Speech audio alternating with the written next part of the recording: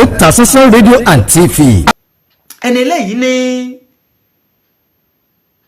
bẹ́ẹ̀ ni kò yẹ kó rí bẹ́ẹ̀. ẹlòmíín tún sọ̀rọ̀ ó ní this is poor nonsense, most of Obas don't know their worth. ẹnìkan ló sọ yẹn. ẹlòmíín tún sọ̀rọ̀ ó ní ta ni ọba ayé níwájú ọlọ́run ọba tí ń gbàdọ̀bálẹ̀ àwọn ọba tí ń fọba jẹ ọba. kò yé wa o, yóò yé wa lọ́la. ẹnìkan ló sọ yẹn. ẹnìkan ní ó gbẹnu tán o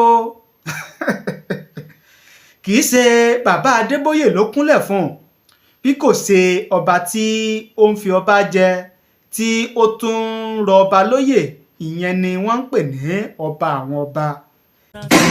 Otasansan rédíò and TV.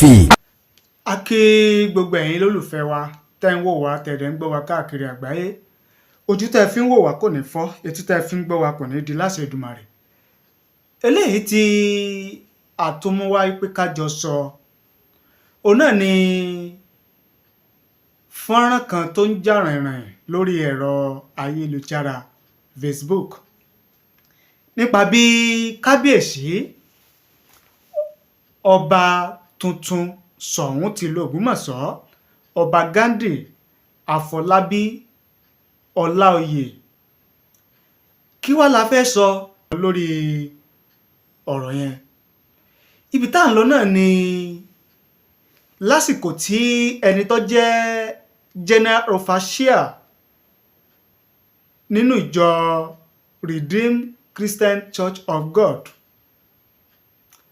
ìyẹn bàbá Adébóyè, ó wá síbi ètò yẹn nílé ìjọsìn kan ní ìlú Ògbómọ̀ṣọ́ gẹ́gẹ́ bí àwọn ètò tí wọ́n là kalẹ̀ láti fi ṣe ayẹyẹ ìgbọ́pá àṣẹ ti ọba Soun tuntun fún ìlú Ògbómọ̀ṣọ́. ìṣesí kábíyèsí ọba tuntun Soun Ògbómọ̀ṣọ́ yìí ni ó ti wá fa wuyewuye lọ́dọ̀ àwọn ọmọ orílẹ̀-èdè Nàìjíríà, pàápàá jùlọ àwọn ọmọ Yorùbá, tóníkálukú ti wá ń sọ èrò tiwọn àti ìwòye tiwọn lórí ìṣẹ̀lẹ̀ yẹn. kí ni ìṣẹ̀lẹ̀ náà? kí ló ṣẹlẹ̀ tó fi di pé àwọn èèyàn bẹ̀rẹ̀ sí sọ tiwọn, sọ èrò wọn? ní tó ṣẹlẹ̀ ni pé bí kábíyèsí ọba Ghandi Afolabi Olaoye Soun ti ìlú Ògbómọ̀ṣọ́ tó fẹ́ gbọ̀pá àṣẹ, Soun ti ìlú Ògbómọ̀ṣọ́ tuntun, bó ṣe kúnlẹ̀ sí iwájú olùdásílẹ̀ general overseer ìjọ Redeemed Christian Church of God, òun náà ni ó ti ń fa awuyewuye táwọn èèyàn, àwọn kan sọ pé kù díẹ̀ káàtó, àwọn kan ní kò sí ní tó burú tí kábíyèsí tó bá kúnlẹ̀ níwájú ìránṣẹ́ Ọlọ́run. àwọn kan ní látayébáyé ẹni tá a bá ti pè lọ́ba nílẹ̀ Yorùbá kì í tún dọ̀bálẹ̀, kì í tún kúnlẹ̀, kì í tún tẹríba fẹ́nì kankan mọ́ nínú ayé.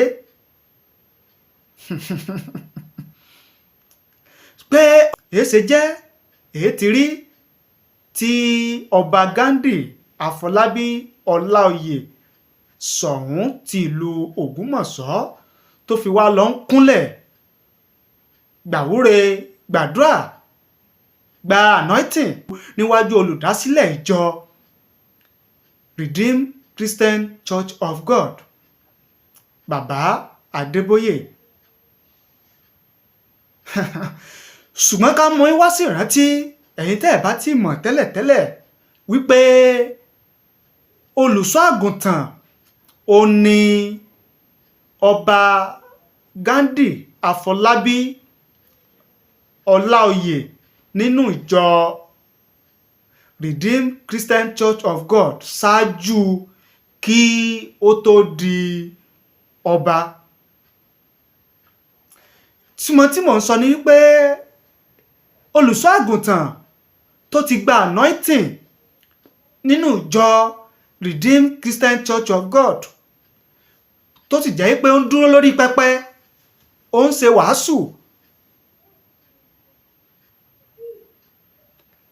lórí pẹpẹ ṣáájú kí ààyè ìtẹ́ Ṣọ̀ún tìlú Ògbómọ̀ṣọ́ kó tó ṣí sílẹ̀, tó sì jẹ́ pé ìdílé ọba tí ọpọ́n súnkàn nílùú Ògbómọ̀ṣọ́ òun ni Pastor Afolabi Ghandi Olaoye. ìdí rẹ̀ tó fi wò wípé tó fi fìfẹ́ hàn bóun fẹ́ gorí ìtẹ́ ọba Ṣọ̀ún tìlú Ògbómọ̀ṣọ́, tí gbogbo ètò sì wáyé kó tó di pé gómìnà ìpínlẹ̀ Ọ̀yọ́ ẹnjìníà Ṣèyí Mákindé kó tó di pé ó kéde Pastor Ghandi Afolabi Olaoye gẹ́gẹ́ bí ẹni tí yóò gorí àpèrè Ṣọ̀ún tìlú Ògbómọ̀ṣọ́. lára ètò tí wọ́n sì là kalẹ̀ òun náà ni ètò ayẹyẹ tó wáyé nílé ìjọsìn kan nílùú Ògbómọ̀ṣọ́, níbi tí wọ́n ti pe àwọn ìránṣẹ́ Ọlọ́run tó sì jẹ́ pé ẹni tó jẹ́ olùdásílẹ̀ ìjọ àti general overseer ìjọ Redeemed Christian Church of God tí Ọba Ghandi Afolabi Olaoye tó ti jẹ́ ìránṣẹ́ Ọlọ́run tẹ́lẹ̀ tó náà sì wá síbi ètò yẹn,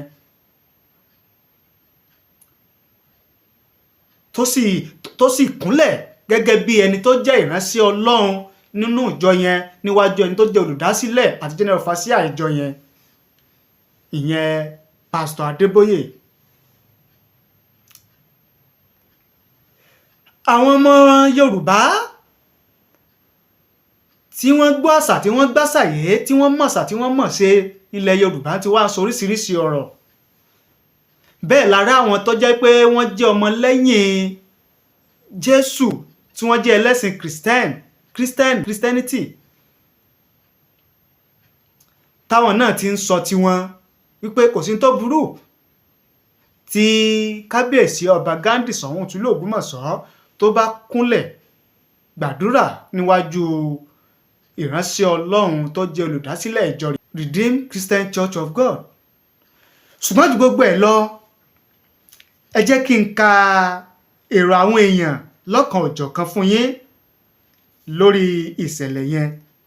kẹ́yìn gan-an tẹ́ ń wò wá tẹ̀dẹ̀ ń gbọ́ wa, kẹ́ ẹ tó wá jẹ́ ká mọ èrò tiyín, ìwòye tiyín lórí eléyìí.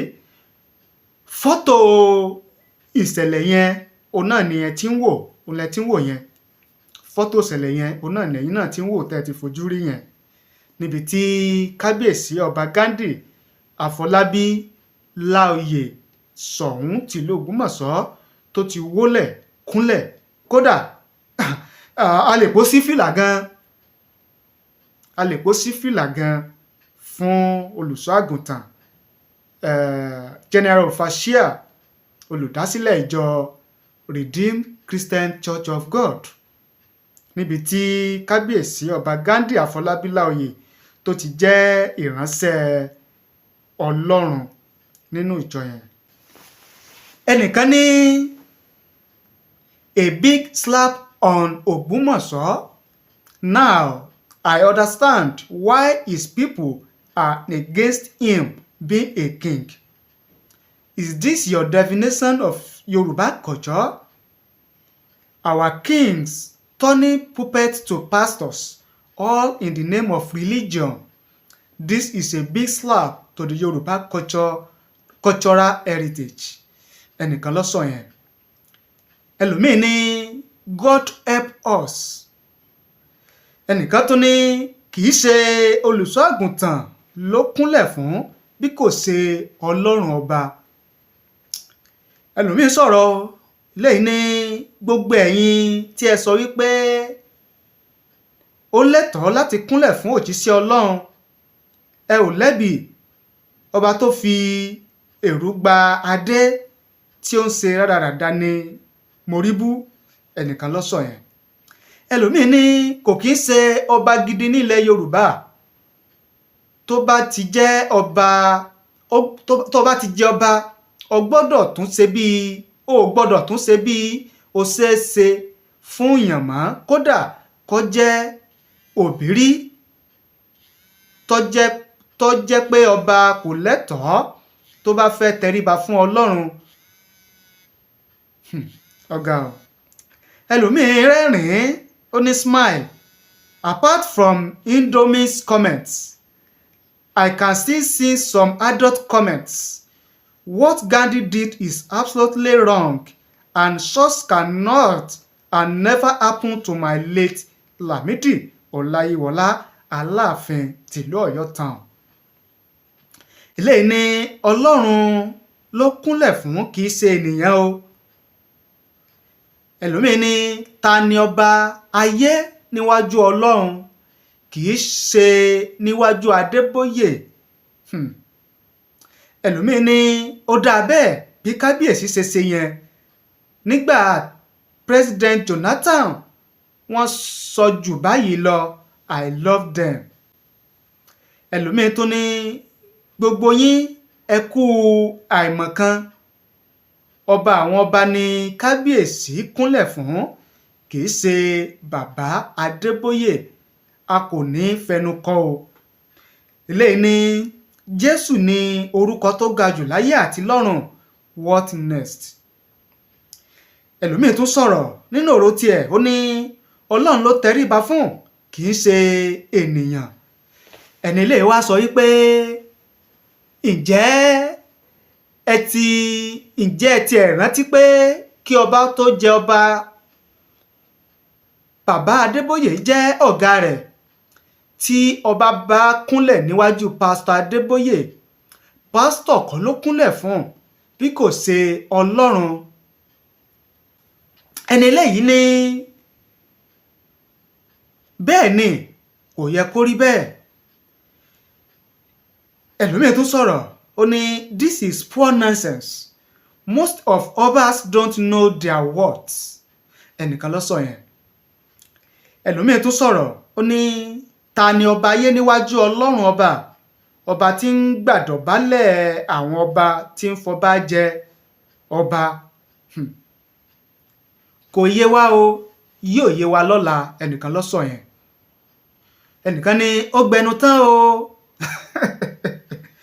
Kì í ṣe bàbá Adébóyè ló kúnlẹ̀ fún, bí kò ṣe ọba tí ó ń fi ọba jẹ, tí ó tún ń rọ ọba lóyè, ìyẹn ni wọ́n ń pè ní ọba àwọn ọba. Ẹni lè sọ̀rọ̀ ní orúkọ Jésù kí gbogbo orúnkún kó wólẹ̀. Ẹlòmíín ní wòlíì is not bàbá ọba. Ọba is bigger than any prophet or prophetess. All those obas just want to spoil themselves. Ọba is bigger than everyone except Almighty Allah, Almighty God. Bó ṣe sọ nìyẹn. Ẹlẹ́lẹ́ ní the king did the right thing. Ẹlòmíín tún wá sọ̀rọ̀. Ẹlòmíín ní ta ni ọba níwájú ọba àwọn ọba? Ọba yìí ń forí balẹ̀ fún ọba àwọn ọba nínú ayé Pastor Adébóyè ni. Ẹlòmíín ní kò jọra rẹ̀ lójú ni torí ó mọ̀ pé níwájú wòlíì Ọlọ́run lòun wólẹ̀ sí, torí ó mọ̀ pé òun kò ju Ọlọ́run lọ. Ẹ ti wá ẹ̀sùn sí lẹ́sẹ̀. Ẹlòmíín ní ènìyàn ò fi ọlá fún ẹni tí ó tọ́ sí, kì í ṣe fún olùṣọ́ àgùntàn Adébóyè, ṣùgbọ́n fún ọba àwọn ọba ni o. Kọ́mẹ̀ntì yẹn pọ̀. Ẹlòmíín ní pretenders. Tradition is different from religion. I just hope the obas and pastor will understand. This is a total no. Ẹnìkan ló kọ yẹn. Ẹlòmíín kọ wípé more anointing to Baba Adébóyè in Jesus name. Ẹlòmíín tó wá sọ̀rọ̀ ní poor rubbish. Ẹlòmíín ní ilé ayé yìí sá, àwọn ènìyàn ṣòro púpọ̀. Bí ọba yìí kò bá wólẹ̀ fún ọba àwọn ọba àti olúwa àwọn olúwa, ta ni kí ó wólẹ̀ fún? Kódà ọba lè máa yíra nílẹ̀ ní ibi tí a ti ń pe orúkọ Ọlọ́run. Àwọn ènìyàn ń wojú ṣùgbọ́n Ọlọ́run àgbáyé ń wo ọkàn. Ẹlòmíín lọ́kọ̀ yẹn o. Ẹlòmíín ní I love that king o. He is respect king of king, not he is respecting king of king, not Baba Adébóyè. ẹnìkan ló sọ yẹn. Kọ́mẹ̀ntì pọ̀, ó ní kò yẹ kó dé adé lọ sí church, fìlà white ni wọ́n máa ń dé lọ, lẹ́yìn náà inú ọ́fíìsì bàbá ló yẹ kó ti lọ bá wọn kó máa dọ̀bálẹ̀ gbàdúrà, kì í ṣe ní gbangba ìta. Ẹlòmíín ṣe sọ nìyẹn. Ẹlòmíín wá ní